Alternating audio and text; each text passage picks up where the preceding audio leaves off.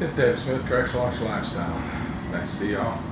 It's been a while since I posted a video, and I know that this channel is about correctional officers and what they do outside of work. I'm actually going to do a departure from that today. As a captain of the Florida Department of Corrections, I see my staff struggling. I see my staff struggling to abide by the policies and procedures of the department. I see my staff struggling to make ends meet because they're not getting paid enough.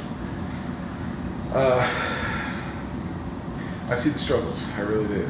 And I think this is the only law enforcement profession, and yes, we are law enforcement. We're at the low end of the totem pole, but we are law enforcement. This is the lowest paid law enforcement job in the state of Florida. I feel confident in saying that. I don't know the statistics behind it, but the fact that we haven't had raises in so very many years and other law enforcement has leads me to believe that we are indeed the lowest form of law enforcement, lowest paid form of law enforcement in the state of Florida, okay? In order for us to receive more, we have to rise above. We have to rise above where we are now. We have to improve. We have to get better. Sounds like I'm asking a lot, which I guess I am, but I'm also asking it of myself. I didn't say you have to get better. We have to get better. All of us as a collective whole. We have to do things better. We have to have better processes in place. We have to really take the mission of the department to heart, okay? We really have to step up and realize that the inmates are not necessarily our enemy. Sometimes they act like our enemy. Sometimes they fight us like they're the enemy. They certainly view us as their enemy. But if we were to take the time to center our approach more on rehabilitation or restoration, i.e. reentry, teach these people skills that they need, teach the inmates, the broken, the skills that they need to survive as a law-abiding citizen in the state of Florida, the United States of America, then we would be furthering our mission to help. And in truth, that's what our mission needs to be. It needs to be to help. We need to help people. That's the business we need to be in.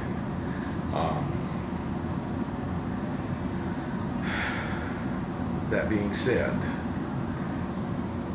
security does not provide a lot of the programs, and I work in security. I have for 25 years. Security does not provide the programs, okay? We're not going to be in the schoolhouse teaching them.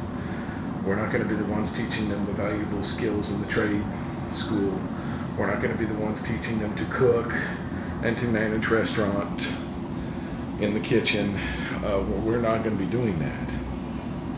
Our job is to make sure they have access to it. Our job is when the inmate tells us, I don't want to, we convince him otherwise. Our job is to, when you have an inmate that doesn't know how to keep a schedule, we teach him how to keep a schedule. If we have and it's just, if inmates don't know, we need to teach them. We need to take on the roles as instructors. We need to take on the roles as teachers, as mentors to the inmate population.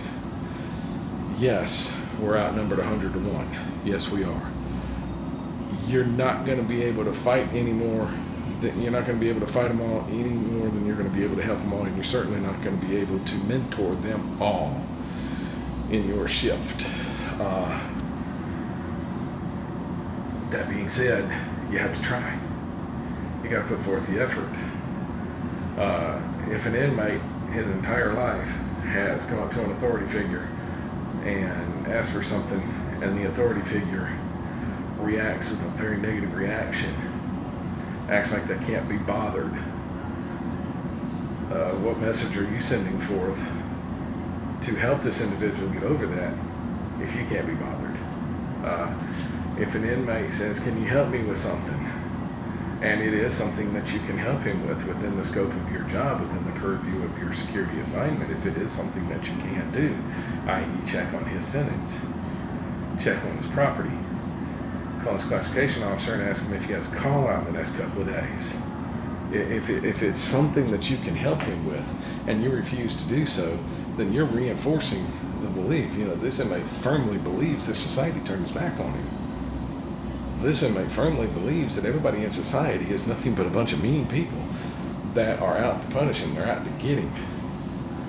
And if you, as his primary caretaker, which you are when you're in the dorm with him, you are making sure his needs are met. You're his primary caretaker.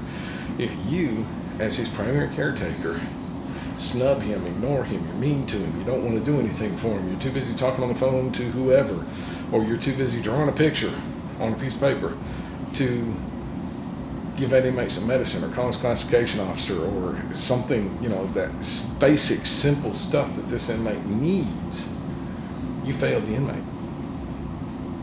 You have failed him. You got to understand, these inmates are going to get out of prison sometime, okay? If they have a life sentence, they could get out of prison, they get a new trial, whatever.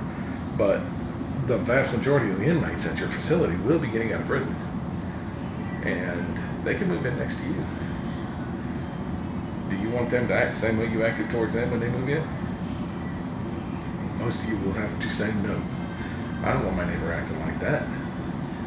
So we better follow the golden rule. Treat others as you would have them treat you, okay? I'm not telling you to be nice. I'm not telling you to be courteous. I'm not telling you to be polite. I'm telling you to be professional. If you want to be treated like a professional, you first have to act like a professional so that you can see yourself as a professional. And if you see yourself as a professional, then guess what? Everybody else in the world will see you as a professional. All of a sudden, Bob's your uncle, you're a professional. It's great how that works. I will have more for you in the next video. Right now, I'm going to be signing off. This is Dave Smith, Correctional Officer Lifestyle. See you next time.